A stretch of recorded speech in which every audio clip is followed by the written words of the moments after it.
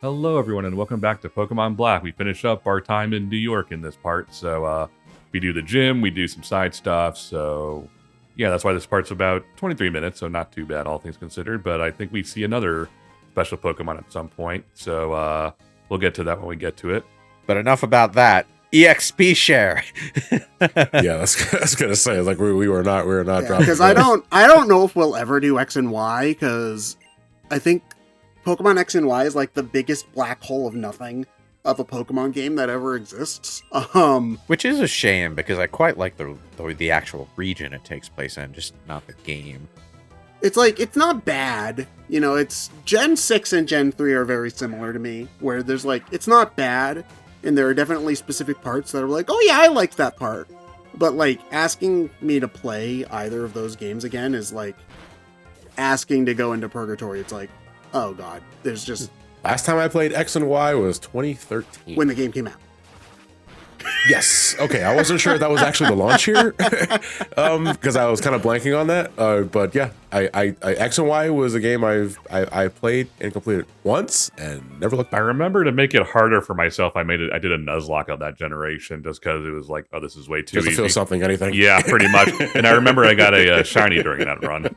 Yeah. So You know the what's- thing about the EXP share, at least in Gen 6, I think they changed it in Gen 7, is that like you get the EXP share, and when you kill a Pokemon, all of the Pokemon you have get experience.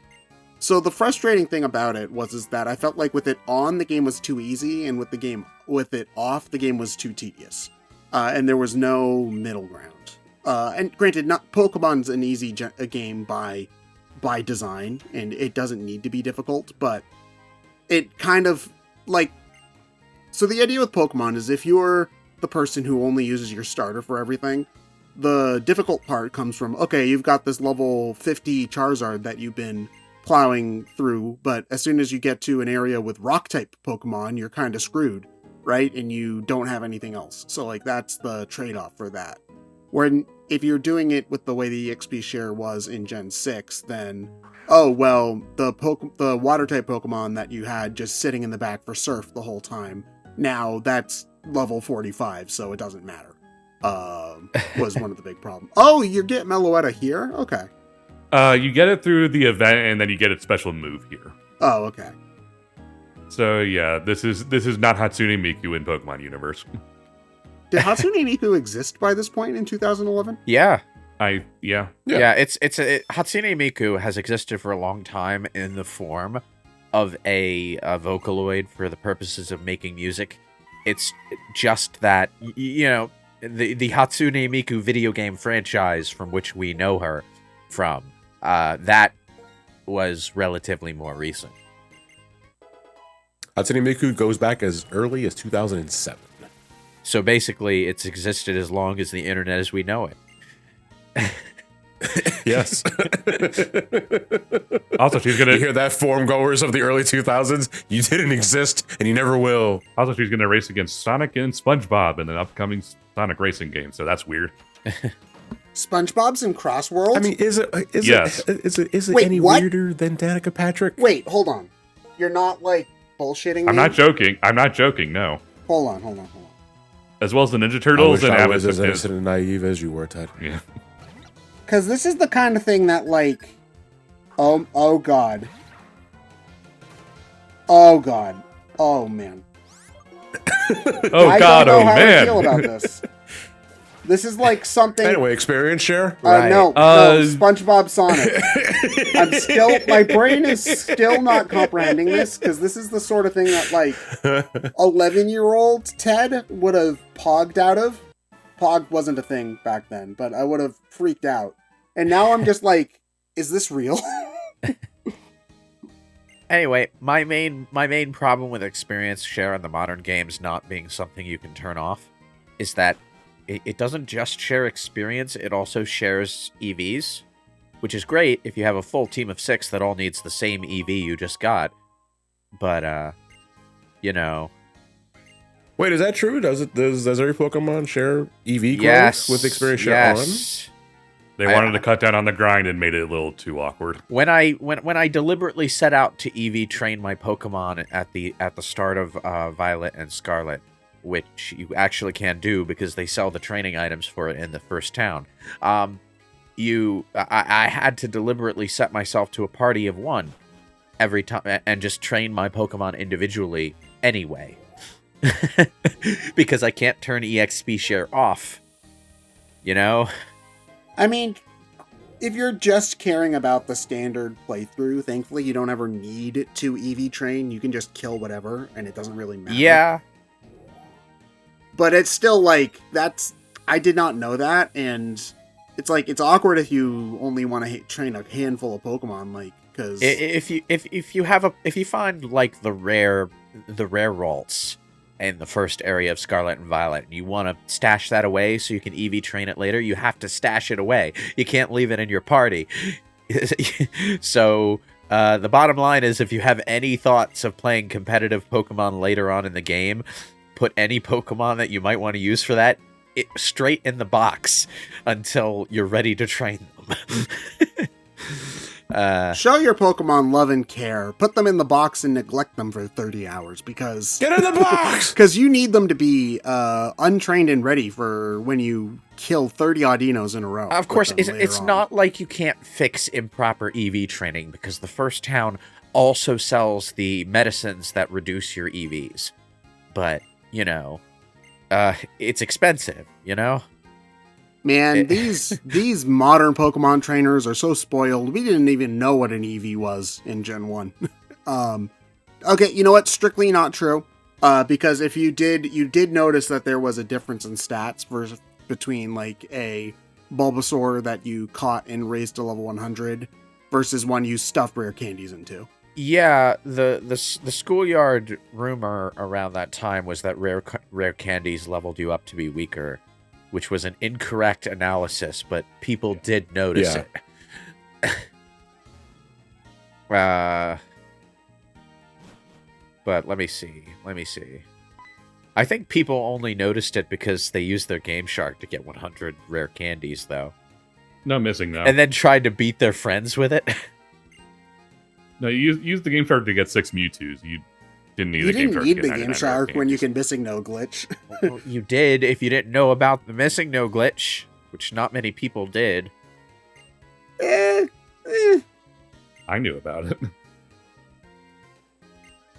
Not a lot of people knew exactly how it worked. I had people try to teach me how to do the Missing No glitch, but they didn't know exactly how it worked.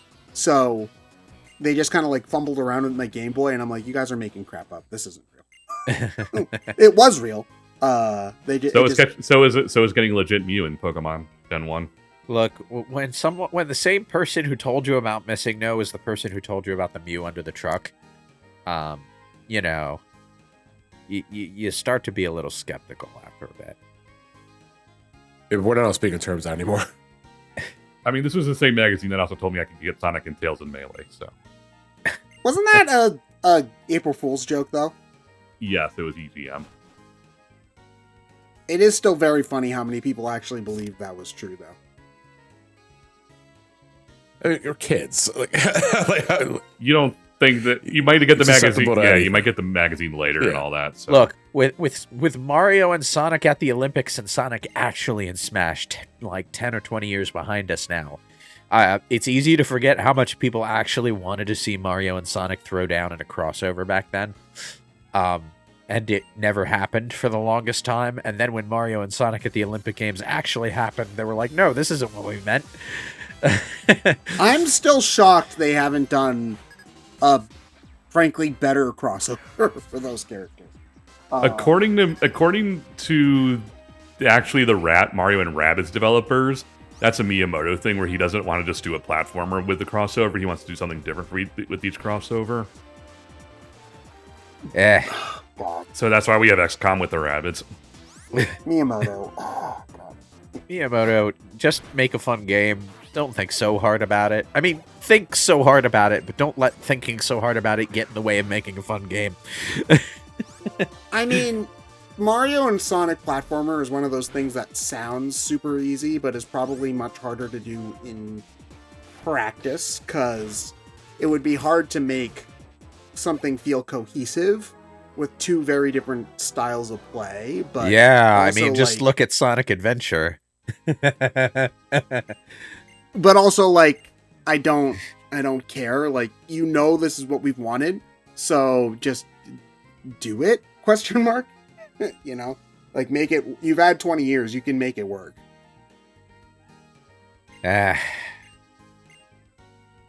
You know what I would actually kind of like to see, even though I don't actually play much Mega Man, is a video game version of that Mega Man and Sonic comic crossover.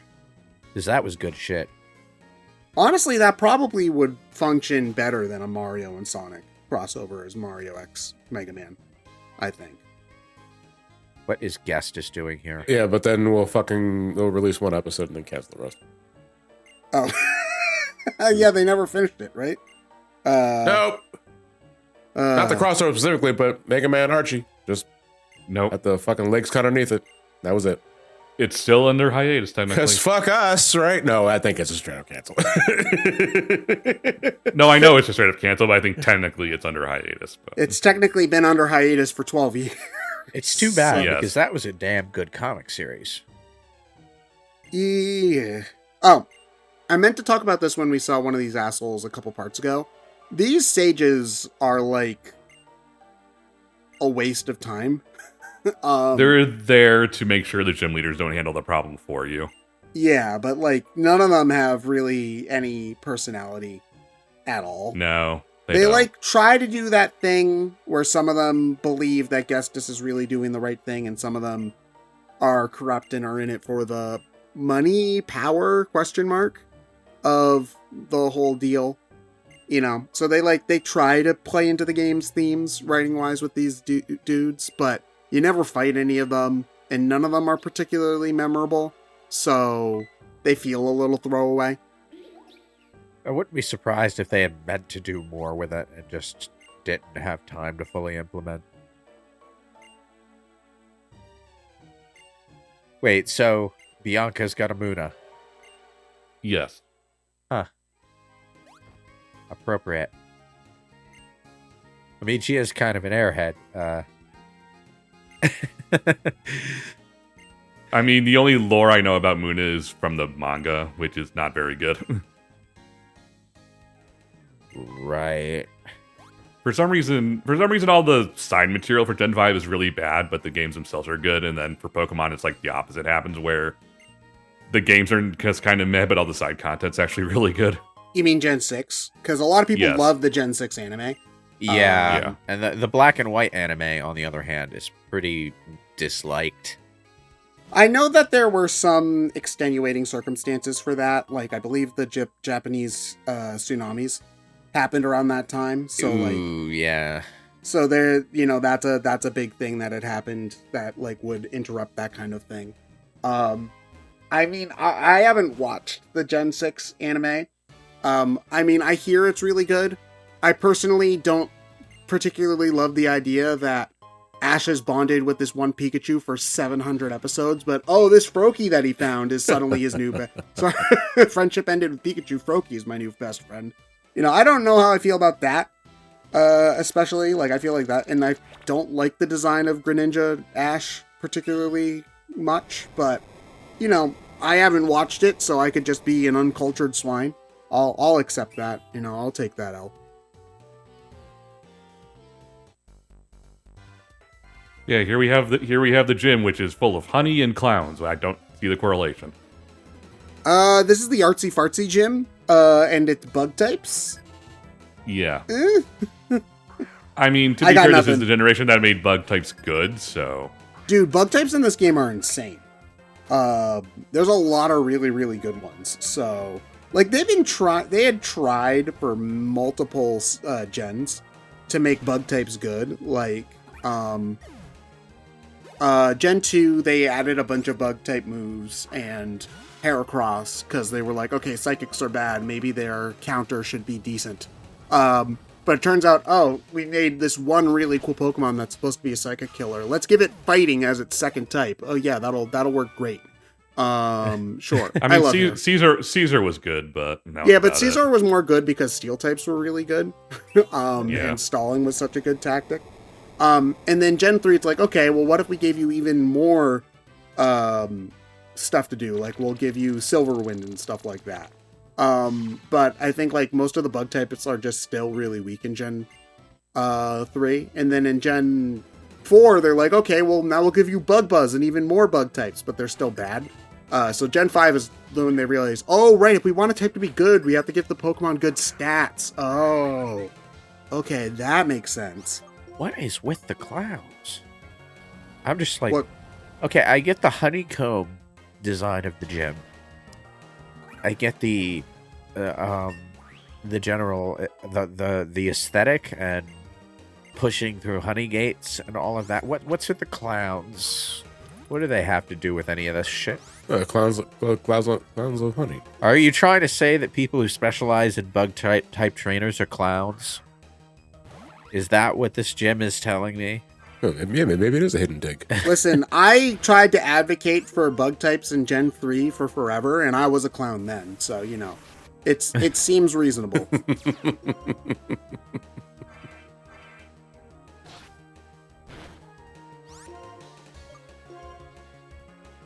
See, we could have transitioned into another topic, but the fucking Pokemon had sturdy. Yeah. And it just prolongs the conversation. I was gonna say, like, fucking hate remind me what the problem with bug types was originally. Like, it just Their stats were so bad it didn't matter.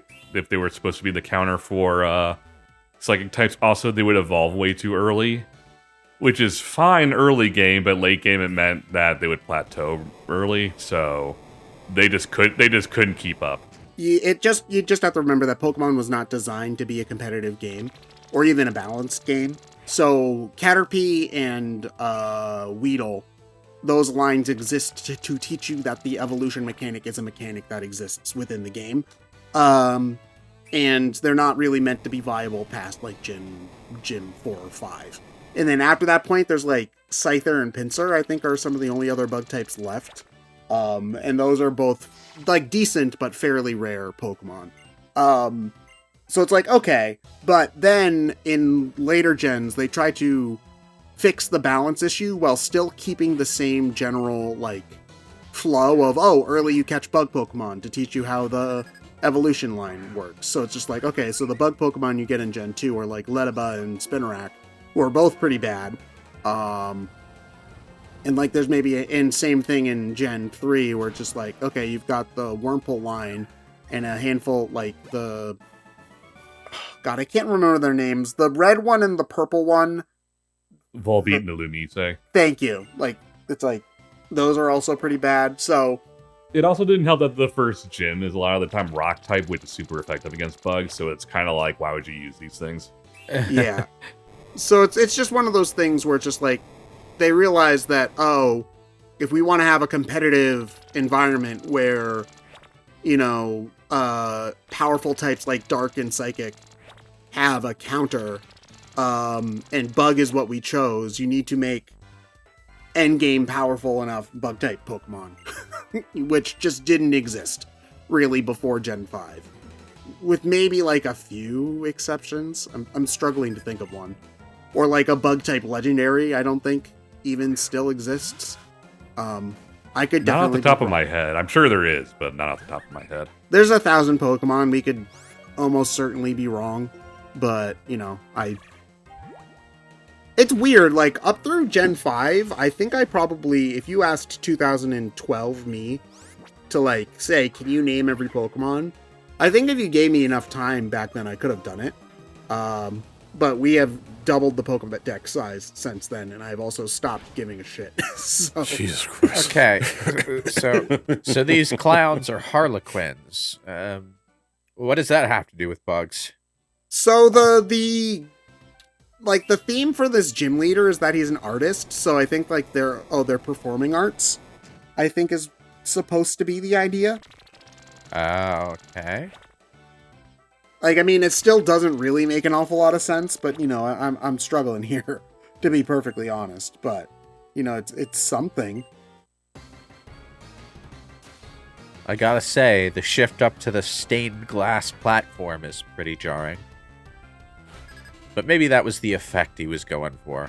He's the artist. What do I know? Listen, he needs to be extra about everything, you know, because he's an autiste. You just don't understand his vision, man.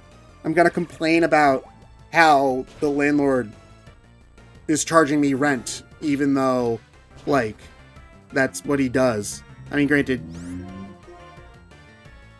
Okay, sorry. I'm trying to complain about Rent the Musical. I hate that musical because it's like, we don't want to pay rent. You're living in someone else's building. You have to pay rent. It's like, on the one hand, yes, fuck landlords.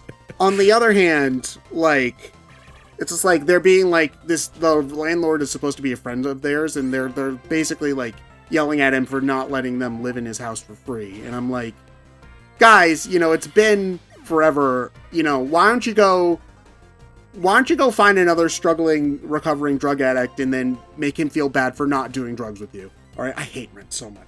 That show sucks. Wait, did we have a point? Bug types. I Experience share. Wasn't that last part? No, that was this part. I am going to say that the bug type trainer being an artist makes a wee bit more sense than the bug type trainer being a baker. Oh, right, she is a baker in Scarlet and Violet. That's really weird. She makes like cakes decorated to look like bugs. It's like this the is idea not of that a bug appetizing. might be in my food is not something I'm super excited about. I'm gonna be perfectly honest. Of course, with you. looking at this plant bug thing, I'm remembering that the plant type gym leader in Scarlet and Violet was also an artist. Nature. Yeah, he made you run around town catching Sunflora. Catching Sunflora, yeah. You see, I can't remember any of the any of the things that the Gen 9 trainers made you do, other than the guy who hates his job and makes you fight him in a restaurant. Larry? Yeah, he's the only one whose thing that you do. Oh, and stupid streamer girl, I remember her. But like, I like Gen 9. I think enough, but the gym leaders I think are like by far one of the weakest aspects of that game, where I didn't find any of them. I like how the Ice Gym Trainer's entire gimmick is that he just does not give a shit. Like, he just wants to go snowboarding, and he has to put up with your battle, so he looks bored the entire time. Or whatever it was. I can't remember most of the environments in Gen 9 either, now that I'm thinking about it. I think was it a dragon trainer or a fairy trainer?